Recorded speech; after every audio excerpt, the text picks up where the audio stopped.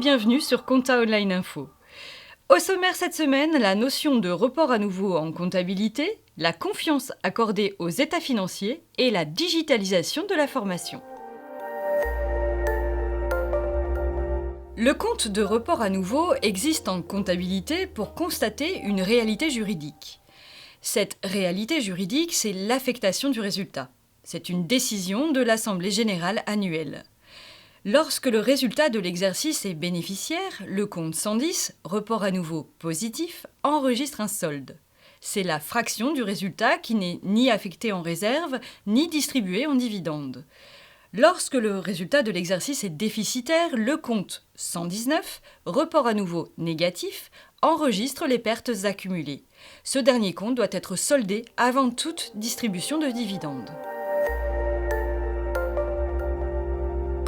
Les différents acteurs de l'économie doivent avoir confiance dans les comptes annuels.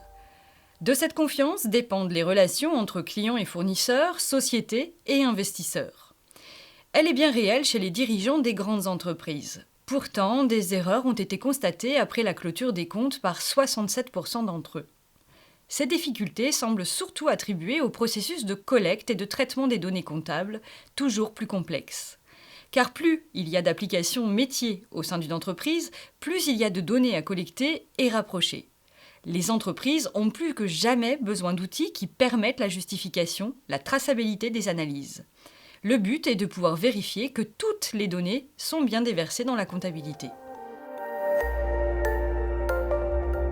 Le secteur de la formation en ligne est en pleine éclosion. Cours à distance, e-learning, de plus en plus de salariés optent pour cette option qui permet, tout en continuant ses activités quotidiennes, de se former et d'acquérir de nouvelles compétences. Vous pouvez vous former en restant au bureau, comme les horaires s'adaptent à votre emploi du temps. D'un point de vue financier, vous réduisez certains coûts pour l'entreprise qui peuvent être liés au transport, par exemple, comme vous n'avez pas à vous déplacer. Du côté des inconvénients, l'absence du contact humain et le souci de la maîtrise des outils informatiques et digitaux sont souvent cités par les apprenants et les entreprises. Vous pouvez accéder gratuitement à tous ces articles sur le site compta-online.com. Toute l'équipe de la rédaction vous souhaite une bonne semaine.